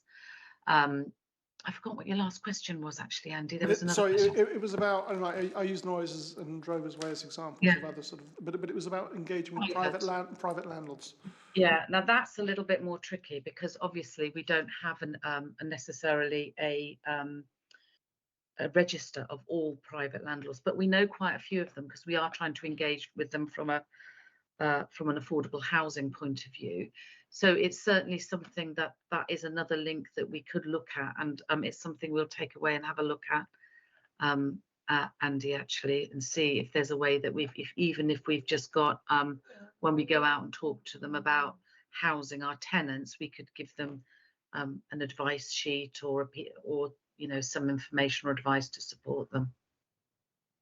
Thank you. It sounds a little bit like you will be engaging with private landlords that we have dealings with, rather than all private landlords. And it may be there are probably lots of landlords out there that we have no dealings with at all beyond. We'd have to do a very broad. You know, we'd have to use perhaps the borough, you know, our you know, twice a year paper that we send out to the borough and put something in there. So we'd have to be a bit more broad and do press releases in the press. But where we can target it, we will. And if there is a way of us identifying all of the private landlords, then we can reach out to them. I'm not at the moment. I can't think of anything that we've got just at the moment that we could do all of them. I say it's a really good point, and it's a really, really tricky area, particularly as the legislation has changed, or the requirements of private rented sector has changed recently from the government, meaning that people are going to be living in less energy efficient buildings for longer in that sector, and that's 1 in 4 people in this country. So that was really disappointing that there's the requirement to be EPCC and above has been pushed back substantially. But one of the things we are looking at in terms of planning, so obviously we're looking at the local plan update and all of that for new build, but obviously a lot of people that come to our development control are people that are getting extensions done, for example. So there, I mean, that's obviously, that could be private landlords as well as homeowners, but there's opportunities there to look at additional information. If you've got builders in your house to do this, you might want to think about making these efficiency measures across the rest of your property while they're there, while it's more cost effective. We can look at things like that, but I think it's a really good point that that's an area that we need to consider further engagement with, definitely. It's a tricky area and we do need to consider it. Just sort of sticking with this issue of private landlords, I guess in a place like Horsefide, some of the properties are still owned by us, or the borough, we know who they are. Some of them are owned by owner-occupiers, so we don't know who they are, they're just not owned by us. And there are others who are owned by landlords and they're renting them out. So when we're inviting people to these events, do we leaflet every house in the area, or are we just relying on, say, you know, TLIP and our engaged tenants and our networks, which are really strong with council tenants, or are we sort of spreading our net more broadly? And if we are spreading our net more broadly and we are engaging with every inhabitant of that estate, there is scope there that if people come in and they are not a tenant and they are some sort of they're not a tenant of the council, but they're a tenant of a landlord or an owner-occupier, we can literally ask them, are you a tenant of a private landlord or are you an owner-occupier? We actually build up a database that way. So, so that's not a comment. Sorry, that's not a question. That is more of a comment to think about how we actually deal with these estates. And we've all done it with canvassing, haven't we? We build up our profile of our areas. Can I ask that we look at that for those areas, because they do tend to have more people on lower incomes than other areas and are more in need of the sort of support that hopefully our officers can give them. Yes, and that's why we're partnership with Citizens Advice Bureau, who's coming, who's delivering that session as well. But in answer to your question about the general communications, it has also gone out to general residents communication and on social media as well. So it hasn't just been targeted at specific groups. So I take your point, though, that we might get people, private landlords also attending that event. So when we're at that event, we can try and collect that data. I think that's a good idea. I guess it's not the private landlords attending the event, it's the tenants of private landlords attending, yes. And suddenly they need their own pathway, don't they, where we can perhaps engage with them and with their landlords. Yes. Ian? Andy, perhaps I can help you out a bit there. I was the councillor for Finchampstead South, Cuthering Gorse Ride at the time that we started the project. I was there all the way through until about 3 years ago. Everything you said there is exactly what we did. Yeah. We spoke. We didn't just write to every person living on the estate. We had a formal interview with each of them to explain the situation, to find out what their circumstances were and what they wanted to do going forward. Yeah. Okay. And as you know, I lived there for many years, and I can't remember any interaction at all with the council. And I suspect that that's it was. But in that what you're talking about was in the context of the regeneration project, where the places we flattened. So let's think about Norreys or Drovers Way or these other areas where they're not getting that level of interaction. This is what we're using Gorse Ride as an example, because the guys are going there. So that's what I meant. Okay. So anybody else? Last one, honestly, I promise. The last one is, and this is a bit of. It seems we are in. Is there not a danger that we're just? I know there is value to it, but we're concentrating on the easy stuff. So you've spoken about we've got a good relationship with Gorse Ride, so we're going there. In terms of the harder to reach groups, you've mentioned CLASP. CLASP is in some ways is a very, very easy to reach group because there's a structure and there's a network. But in terms of hard to reach, we must have. Well, thousands and thousands of people like Ian who don't have internet or social media, you know, all over the borough, and they are clearly or suspicious of organisations like Alistair, you know, like the council. They're not interacting, but that's a much bigger group, but it's harder to reach. I just want some sort of reassurance that we're not just doing the easy stuff, and that we are trying to do the harder stuff in terms of communicating with people. I wouldn't describe Gorse Ride as necessarily the easy ones, and I think we're right to embrace our opportunities and sort of go for those as well, and make, you know, and add value to what we're doing. To some extent, the people who live in Gorse Ride find it harder to do those things for energy efficiency, almost because it's, you know, it is harder for them to shop for more expensive food. All the things that people who are perhaps more wealthy, it's almost easier for them to some extent to do sort of to cut back. That, you know, they have more access to information and advice. So I think it is quite a hard group to hit and persuade and educate into climate emergency behaviour change. But we're not resting on our laurels and staying there, but you do have to start somewhere. And, you know, we've got an awful lot of residents in Wokingham, and at the moment we've just got 3 members of staff in the climate emergency team. So we're not saying we're not going to do the hardest to reach ones, but it's just about starting somewhere, I would say, Andy. Thank you. Resh, you look like you. So I was just going to elaborate on that. So I'm also part of various networks with other local authorities as part of sort of a communication climate emergency group. So it's not just us who have harder to reach groups. Every local authority is having the same. So it's kind of working collaboratively to see what ideas have worked with other councils as well. Because obviously we are limited, have limited resources as well. So kind of almost seeing what's worked for other councils to see if, actually, could that work in our borough as well? So there's a lot of work that's happening in the background. So although we may not be actively engaging in the community at this very moment, it doesn't mean we're not thinking about how we could be for those harder to reach groups. Thank you. Does anybody else have any questions? No? Sure. So perhaps we can, I would just like to say thank you very much for the officers, and I apologise for not mentioning you all at the beginning, but I just forgotten there was a big screen with you all on it. But thank you so much for giving up your evening this evening. Thank you all very much for the work that you're doing. Thank you. Thank you. Okay, so do we then have any recommendations coming out of that? So we have one from, I think we had one from you, didn't we, Charles? So we had one from Shahid about the CAP to have some sort of easy view KPI of how the borough is doing. That was Shahid, so was that yours? That was Shahid. So what was yours, Charles? I think it was a mixture of both. I was asking for a set of KPIs to be identified and reported back.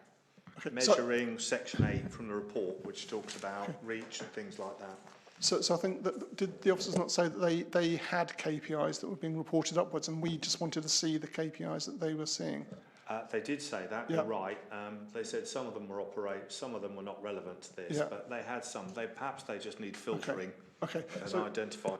So perhaps then, one of them is we would like to view the existing KPIs. And then the second one is we would like some sort of dashboard or some sort of measurement of the borough's progress. And Ian?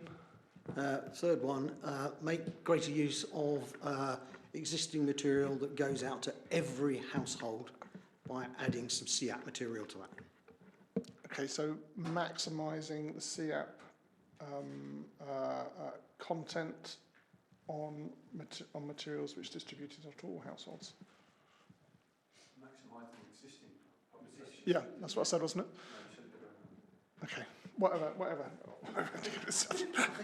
I think I meant the same thing. Yeah, I meant the same thing. Are there any other recommendations?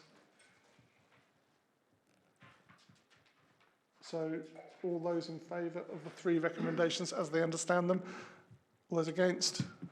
All those abstaining? Thank you. Okay, thank you all very much. So, let's find my agenda. So the next item on the agenda is an update on the Barkham Solar Farm project, and we have Stephen is here to give that to us.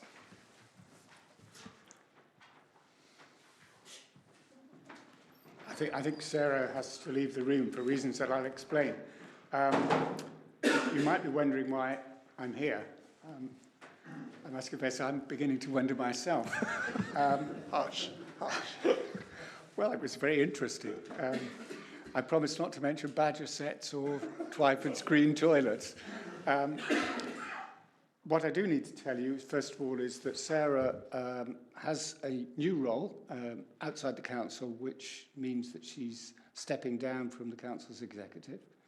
So as of 1st of January, her responsibilities will be taken up by existing executive members. But there is one exception to that 1st of January date, and that's the solar farm, which has to be handed over now because Sarah's new job is with SSEN. So for very obvious reasons, there's a conflict of interest that means she cannot any longer be involved with the solar farm project. So therefore, I have taken this on. So you are very much, I'm afraid, faced with the second 11 coming out to bat. So very poorly informed second 11 as well. So Stephen, I have to say that you will need to recognise that I won't be able to answer your questions in the level of detail that Sarah would. Fortunately, David is very fortunately, David is here. From where he's sitting behind you, grimacing at being described as the second 11. No, well, David isn't the second 11. I'm the second 11. David is the expert who will be able to help out, I'm sure, if you've got any questions you want to ask. But you can see from the paper that we've now received a formal written offer from SSEN for connection to the grid in August 2026, and I'm sure you'll all agree this is an extremely positive step, very good news in terms of delivery of this project, and it puts us in a much stronger position than almost every other project across the country, which has found itself facing the problem of delay and, in most cases, very long delay. So this revised offer is, I think, a testimony to the efforts of a lot of people within this organisation. Sarah herself, I think, deserves a lot of credit for it. This is her last chance to attend this committee, so because by the time you reconvene in the new year, she will no longer be an executive member. So I'd like to take this opportunity to thank her for all her work on this and all the work on the climate emergency agenda in general. She's played a big role in helping us get to the position where we've got this agreement with the grid and SSEN. But of course, our officers have played a really big part as well. And very obviously that's David, Ian Goff, and Sarah Morgan. But also it's involved Graham Ebers and Susan Parsonage. They've all played a role. And the fact that the council's two most senior officers have been involved tells you how much importance has been attached at a corporate level to getting this moving again. So we're at the stage where we've got the written offer. We've got to do the due diligence work that enables us to be confident that everything is in order. But we expect, once we've gone through the detail of the offer, we should be in a position to sign our side of the bargain very soon. So that's probably all I need to say. I think David will be able to add a little bit of his own, which I'm sure will be much more informative than mine. Yeah, sure. Thank you, Stephen. So tonight really is just a holding update. We are currently working through the site surveys and detailed design, and they're looking to have that completed early in the new year. And of course, we've now received the offer, which we need to work through from SSEN, and we need to accept that in due course. And then once we've done all of that, we can refine the business case and then look to report that back to overview and scrutiny in the new year. And I think we're looking to target the February overview and scrutiny. I think it's on the 29th of February to bring back the full business case, similar to what we previously did back in October of last year, where we presented the business case to you. So.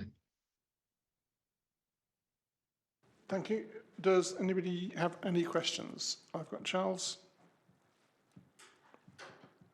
Anybody else? No? Okay, Charles. Thank you. Page 30, beginning of the last paragraph, the business case will be updated. I'm not even sure I can pronounce that word. Thank you. Of the new SSEN grid connection offer, together with the design progression and known changes to the market in terms of cost and values, which implies there's going to be some kind of financial re-evaluation of the whole thing. Now, obviously, energy costs have gone down, but one would imagine construction costs have gone up since this was first proposed. Just would welcome your thoughts on that.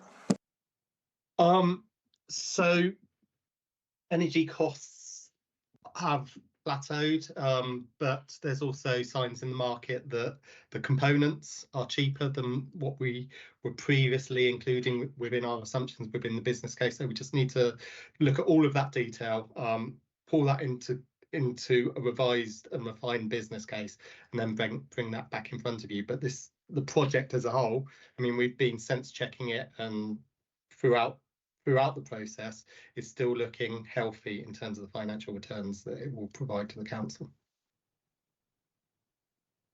Good, thank you for that. On a completely different note, something that I raised in this committee last time, and myself and David Cornish had a meeting with officers about separately, which was, this is now scheduled for August 26 connection, which means building work 2025, I would guess, which is going to be the same time, very likely, as the two SEND schools on Barkham Ride. There's also planning applications in for about 110, 120 houses down there, plus a pre-app for another 60. Now, I'm not asking you for an answer on that. I note there's a business case to come back in February 24, and could we please see some kind of plan for how this is all going to be managed? Because my concern as a local member is that my ward and David's ward, and possibly Ian's ward too, are going to be... It is in my ward, actually. Put into gridlock, basically, unless we're very careful and we plan this all properly. I think that's a point very well made, and it does need to be phased in an appropriate way. I'm sure you're right. I think you're right, Charles. We did have this in the last meeting. It was a recommendation that we made coming out of the last meeting, and I was looking at a suitable point to just raise with Neil and any updates on the recommendations and asks that we had coming out of the last meeting. And I've got a vague memory of the officers saying that it was one team which would be doing all of the planning, the transport plans that accompany each planning application. So there would be theoretically no danger of 3 different transport plans being developed by 3 different silos, and then none of them merging together. But I do think it's right that we keep on top of that and keep pressing for an assurance that the overall picture is being looked at, especially given that we are going to be building 3 of the 4 things and if you include California, 5. You know, so Very briefly on that, Chair, if I may, and I know David's not part of this committee, but he was present, and I've got no problem with him speaking or adding to this if he wishes to.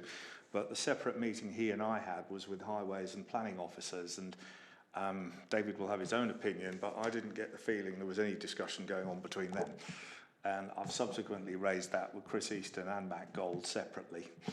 okay, I think we're probably getting slightly away from at the end of this item. Shall we look at this in detail and see, again, discuss the follow-up from the last meeting, because it does seem relevant, and perhaps then your meeting. Sorry, can I just come in very quickly Ian, on I've got that Ian, point? then Norman. It was also raised at the project board, and your memory does serve you correct, that it's one team to do it. And I understand what Charles has just said about the highways team. Yes, I had some concerns as well. But what was agreed with the project board is that there will be a liaison group between the project team and councillors and residents, representatives of residents, so that the residents can be kept informed of any highways type issues, because it's the highway, it's them that will be affected, not us councillors. Okay, thank you. So I have got Dave, before we get in, I've got Chris down on my list. I've got Norman to talk. I've also got Dave. I think David had his hand up. So David, did you want to come in on this? Yes, please, if I can. We did discuss this at the last meeting. So yes, as part of the solar farm project, we have a requirement to set up a community liaison group, and we will be setting that up in advance of the construction, and we will make sure we have the right people within that group so that the messages between the development and the local residents are clear and can be managed, and the impacts can be minimised as far as possible. But also with the SEND schools, we're in the position where we would effectively be the client for any contractor, so it will be the same team, the development team within the council, that manages that construction work as well as the solar farm construction work. So it would be our responsibility and our roles to make sure that's all coordinated, and we would expect to use the same community liaison group to holistically look at the impacts down here. Now, we won't be the applicants or the contractors for the residential, but again, we understand the issues down there. It will be for us to work with those contractors as far as reasonable and practical to try and minimise those impacts. So, yeah, we have this in mind moving forward, and we will try and minimise those impacts as far as reasonable. Thank you, David. So I have got Norman. Okay, if you're okay, okay. Okay, then in that case, go. So if I could take you to page 11 on your documents for the minutes of the last meeting, we resolved that the Community and Corporate Overview and Scrutiny Committee would scrutinise the impact of the relevant construction and transport plans in the local area. So that still sits with my committee, yep. So I don't think we need to do it twice. I think you're absolutely right, and thank you for reminding us of that. Norman. Mine is a different point, so just moving away slightly. With the connection date of August 26, are we confident that we're going to meet that as far as our construction is concerned? In short, yes, we have plenty of time to meet that construction date, or that connection date, sorry. Okay, good, thank you. Any other questions? No? Okay, so I have just a couple. So,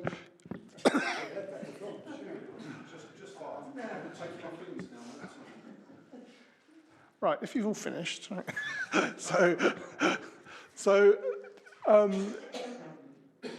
We've had the new offer letter. Now, I understand that it's the legal team's going over it. So it sounds like it's almost like a different offer. I mean, if it's basically the same offer but with a new date, surely it would take about 5 minutes to check it.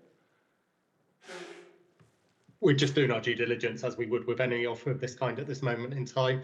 We have until the 22nd of December to accept it, so we're working to that date, and we just haven't worked through all of that process yet. But as Stephen mentioned earlier, we fully expect we will accept it in due course. But is it the same letter with a different date, or is it? like a brand new letter and it's having to reread? In effect, yeah, we've gone back for a few clarifications. One being around the cost of the connection to make sure there's no increase in the cost that came out. But no, we're just working through those details with SSEN. And as I say, we're confident we'll accept it in due course. It's really due diligence that we're doing. Okay, thank you. And then then thinking about sort of going back to an issue we've touched on before, you know, the solar farms financially seem to make a lot of sense. Now, in the past, and my question on the previous day was, why aren't we doing more of them, you know, earlier, if they're such good value for money? And I think that the answer was something along the lines of capacity. And at the time, I think we were talking about the capacity of officers to actually progress these things. And obviously now we've discovered there's this connection capacity. So in terms of the connection capacity issue, does that still remain at a national level? So if we were to start a second farm, would we still have the 10-year wait and have to send out Paul Graham and Susan to fight our corner to get? Not necessarily, no. We'd need to do the feasibility around those other sites and make grid connection applications. And effectively, we'd insert ourselves into the queue at that point once we've made those applications. So I think, as we previously advised at the ONS committee, we do have solar farms 2 and 3 within the CAP, and we have done some very initial feasibility work, but we're not in a position yet to report those into this overview and scrutiny committee at this moment. Okay, and when do you think you will be? With 2 and 3? I'd need to take guidance from the team and come back. From who, sorry? From my league members, so from Stephen and the league members. It's a good thing he's sitting here then, isn't it? Yeah, it is.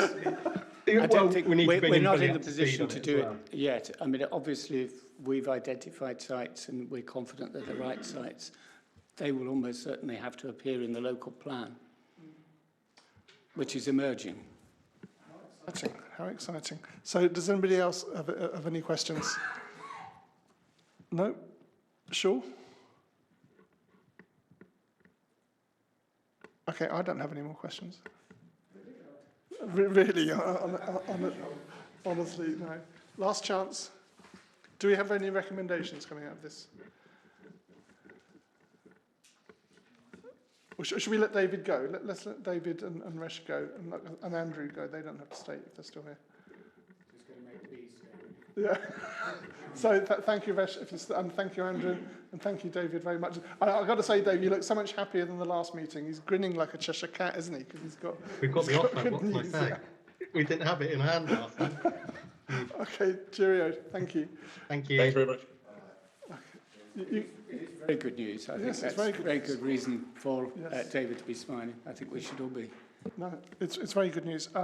You don't have to stay if you don't want to, Stephen. We'll talk about you. Okay. Do we, on a serious note, then, do we have any recommendations coming out of that? I can't think of any apart from Chris.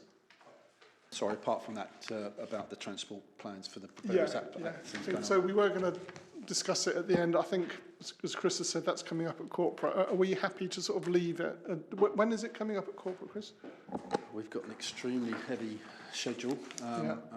Yes, I'm going to have to chat with Neil, and we'll sort something out definitely to get some responses.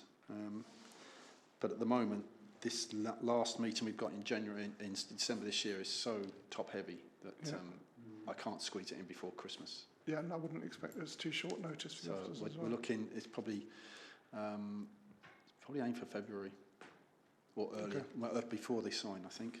Yeah. Would be an idea. Okay. And I guess before I guess it needs to be before the planning applications go in. That's the thing. Definitely. So I don't know how we make sure that happens. Don't know when the planning application will go in. I think it's going to be into the new. Well, that's going to be February or March sometime, according to this, isn't it? As we're getting a report back to the next meeting here, could we try and tie all this together just with some indicative timelines, so then it makes sense in terms of what's going to which committee when? I think this committee needs to focus on the actual putting up of the solar farm and making sure it's financially viable. The corporate and community bit needs to be about the impact on the wider area and the travel plan, which that seems to be a fairly obvious distinction. It's the logistics of the various projects that are going to go on at the same time, and that needs to have some feedback from the other projects as to when their dates are actually going to start. I know we have 2 councillors in their area. They know it's going to impact them. It's just getting some firm information together and make sure those teams talk to each other, and that there is that one team that is managing the logistics. Yep. So it seems to me that what we need to do is perhaps Neil or a suitable officer to sit with you and someone in planning or the energy team, and just make sure that and the schools team as well, just make sure that we've got a timeline for when the applications are going to go in and what the likely transport implications are, so that the whole caboodle can be looked at in corporate and community. Does that seem a fair? Yeah, I think one thing that comes in there as well is to actually make sure the teams do know that they're all conflicting, because I haven't got that feedback, if you like, that they actually do appreciate they are all going to impact each other and they need to liaise. Yep. Chair, I was simply going to say I'm supportive of it going to Chris's, lost my word. Committee, thank you. All I was going to say, from my knowledge of the other applications, and I support as well you going back for further information, but from my knowledge of the other ones, if this really is coming to planning in February, it's going to be before the housing applications and before the SEND school. So that's the critical date. But at the same, what I'm saying is that even though the SEND school application won't have gone in, I suspect, we still need some advanced sight of what it's likely to look like, because we must have enough experience to know what it's going to look like. Yeah, because Alistair? Well, just that usually a planning application, it usually just says something like a transport plan will be submitted to officers. The actual transport plan isn't usually part of the actual planning application, just the fact that it's going to be produced. Thank you, but I suspect because it will be our officers who are doing the transport plan, because all 3 of the big ones, and 4 if you include California, are all being commissioned by us, even if we're not shoveling the shovels. They're our schemes, aren't they? I just wanted to clarify precisely what is actually going to be happening in February, March. I read this as really relating to pre-commencement conditions. I mean, there is a planning application that's been granted permission for the solar farm. So this is about follow-ons from that. I defer to your greater experience of transport. This is why I mean, I think it needs, I'm not sure if we're going to get to the root of what we need to look at and when we need to look at it. Well, I think it may well be a simple case of Marcia Head and Chris Easton need to get together and work out a proper strategy for dealing with these applications and would-be applications. One of them is only a pre-application discussion, so that's not going to materialise for a long time yet. It may not be as extensive as you fear, Charles, but nevertheless, there's potential here for all sorts of conflicts, and the best way to resolve them is to get 2 officers at that level, Marcia Head and Chris Easton, to work together on this. And I think that's an action that I'm quite happy to take. Yeah. I think the committee would like to test whatever it is they're saying. I think that's the important thing, and the members want to see it tested and challenged. And value added to it, of course. Yeah. Okay. So we're going to leave that with Chris's committee and Neil. I feel like this should be overview and scrutiny management rather than climate, but that's what we want to happen, is that Neil and Chris's committee are going to sort out, and with Stephen's help, are going to sort out a report to the community and corporate about taking on what you've just said there, that you feel that it should come here. No, I don't feel it should come here. I don't. Okay. Absolutely not. Okay. No, it's just that if Chris's committee is overloaded, it could have come here, but you're saying not. Okay. Because we have the right to take it. Yep. Do we? No. No. Sorry. Overview and scrutiny management. Sorry, I meant overview and scrutiny management. They want to abolish overview and scrutiny management. Who could have? Folly. Folly. Make sure your group leaders know. Terrible idea. Terrible idea. Anyway, That is Terrible idea. merely an idea being terrible idea. discussed. We'll fight it in the committee room. It's an idea being discussed by the Constitutional Review Working Party. I'm glad I was in the room. Yeah, Right. yeah. So, terrible idea. You'll be hearing from me. Right. So we're agreed on that it's going to stay with corporate and community as we resolved last time, and that a little bit of work needs to be done to make sure we've got everybody involved who needs to be involved, and that we're all clear on the timelines and possible timelines. I think it has to be community and corporate, because this isn't just about the solar farm. It's about all of these other things. Absolutely, yeah. Are there any other resolutions from that? I dare you. Okay, no, okay. Okay, so the next item on the agenda then is, you thought it was all over, is to consider the work programme, which is on page 35. 33, apologies, sorry.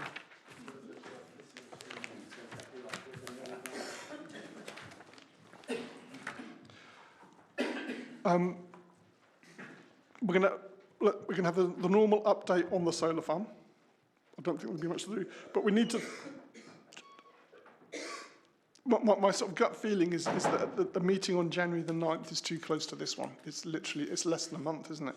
So what I propose is that we don't have that meeting unless there's anything. People are desperate to have it. I can't think of anything. Okay, so all those in favour of not having the meeting on the 9th? All those against? Abstentions? So carried.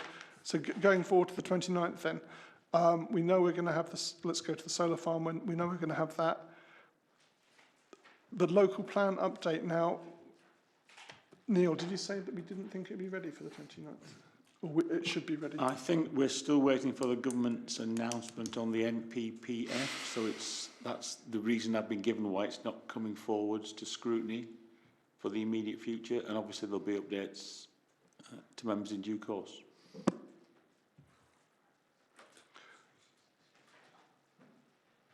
Are there parts of the local plan that are independent of what we're waiting for the government to come up with? Do we know? Well, last time I asked, I was told it's best to take the whole of it together rather than pick bits out. So that's the rationale I've been given. But obviously you would need to speak to the people who are running this process rather than myself on the detail. Okay, so what do people think about that? Do they want to defer that one until the whole of the local plan update is ready? Because I fear that if we do, we'll be rushing it. What do people think? Yes.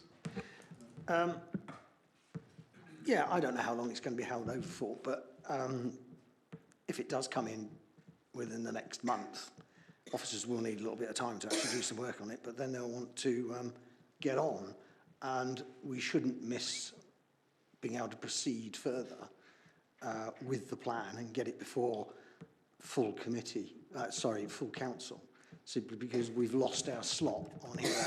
So I'd rather we leave the slot on here, just in case we can make opportunity to use it. We can always drop it off. This is a question for Neil. Neil, when's there's a community and corporate before that with the LPUs due to come up? We've got an earlier date? That's the 22nd of February. We will only be looking at those parts which impact the climate emergency action. So if I make a recommendation there, is if it hits the 22nd, if you see it hit the corporate and community, that you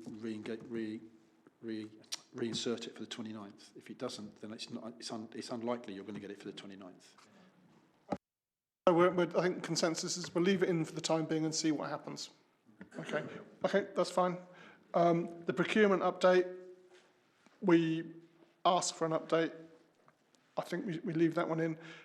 I guess the most important one for me is the CIAP progress report. Consider progress against one or more of the CIAP key priority areas for carbon. So does anybody have any particular requests? Like a big chunky request, not a little request.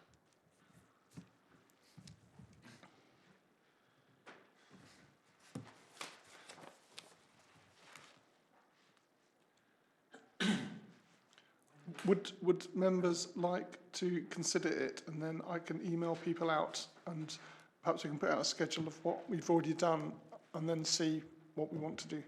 That sounds sensible to me. Thank you, Charles. We had the last CEP's sort of annual report was dated January 23. Are they planning to produce another report that will be dated January 24 on the whole of CEP or not? I think in the past it was a 6-monthly update, but I think they're now just focusing on the annual update, especially bearing in mind there's only the team is currently lacking a head of the team, I think. I wasn't suggesting producing one if they're not planning to, but I was just asking really if they are No, planning to produce as one. Neil said, they said they weren't going to. I think they found it was taking so much time just to update all the schedules and everything, they weren't getting any actual work done. Just on the earlier conversation, there was a mention about the progress that the council's making on its own buildings in terms of solar panels, etc. So that might be a potential item.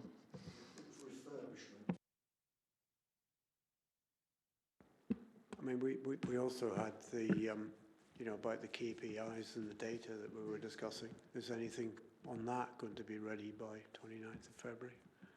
I don't know, and I guess my concern slightly is these are actually quite small parts of the overall plan in terms of the impact. I'm wondering if we should perhaps look at the main parts of the plan. And Neil and I can come up with a schedule to show us what we've looked at, because we've looked at big things like transport, and I can't remember the others, procurement, and look at those big chunks of the plan, and then see which big chunk haven't we looked at or needs to be looked at, or which one haven't we looked at recently enough. And then once we've given you that sort of schedule, you can then see actually what we've looked at, what we should be looking at. And we've got, as long as we do it before Christmas. And I think you said earlier, you know, one of the biggest impacts clearly is sort of heating and all the things to do with business in the area. I just wonder if there's anything around that. I know we said business was very much work in progress. It's probably a bit early for things to do with that, but just trying to get a focus on some of the different issues. You know, we've got solar panels, we've had trees, you know, but there are other aspects to it. I'm just looking at the 10 priority areas.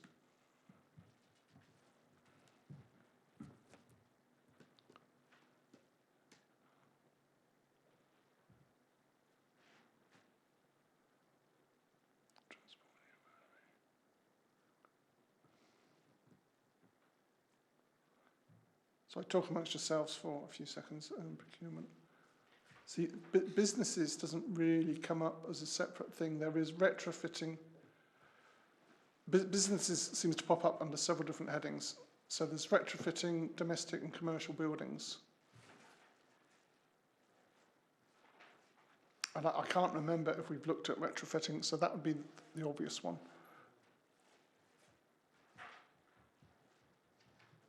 Sorry, Shahid. Yeah. Sorry, I'm just thinking, maybe there is something there, right? KPIs, how often are they being reported? I thought this something should be a regular item, maybe at least quarterly, if not less than that. We don't get, this committee doesn't get KPIs. Shouldn't we? Not necessarily, no. My feeling is a lot of this, it's quite long term. Well, it's quite long term. As I said, a lot of the basic carbon data is published by the government at the 2-year lag. So if you looked at a substitute for that, say the number of car journeys, for example, that also has a big lag. And then the other way of looking at it is stuff that we're doing. So we've put a solar panel on the house. So there's not really... I'm just thinking, obviously there's something which is long term. Yeah. We get the data not often, which is, obviously it's no point having those. But there's something which council is doing on a short-term basis. Yeah. And obviously there's 100 action plans, and I'm sure that needs to be probably broken down into strategic and, you know, short-term and then maybe immediate as well. So I'm sure in between there could be some, and the KPIs obviously will be according to that as well. So I'm just thinking of those, right? If there's I'm not obviously a regular member of this, but No, I'm just thinking there must be something we can do. For example, I don't know. I mean, in one year, how many trees have we planted? That's in there I somewhere. mean, just It's one in there. example, right? So it is is in the there. committee knowing how many we've done, how much action we've done? The Climate Emergency Action Plan has a RAG rating, so it's got red, amber, green, but that's only published annually. And I think, as Alistair intimated, it's not really, there doesn't seem to me to be anything in the plan that you can measure on a month by month or even a quarter by quarter things. A lot of it's quite long term. And isn't it? So in the earlier conversation, I think Rianne volunteered that they do have KPIs and they were happy to bring them here. So maybe you'd want to see them and just say whether any of these are useful to the committee moving forwards. So why don't we have that as one item then, that to view the KPIs that they're currently doing? With the view, I know you just want to go home, Charles. So that will definitely, but that I don't think will be a very big piece. So let's have that in. The KPIs that the senior leadership seeing what we want to see. Yep, that one.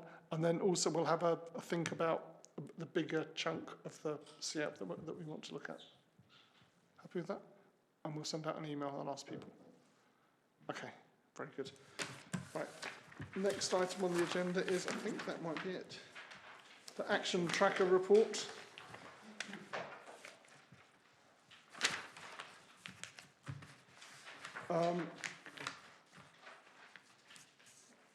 So the things which are ongoing. So from May, we have the task and finish group recommendations, emerging climate emergency business strategy to be submitted to a future meeting, which is actually just, I don't even know what that means, to be honest.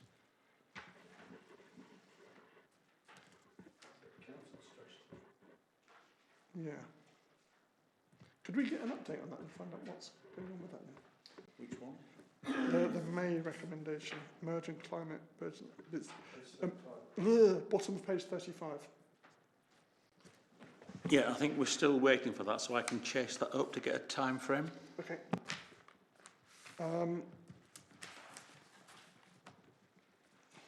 Nope. Nope.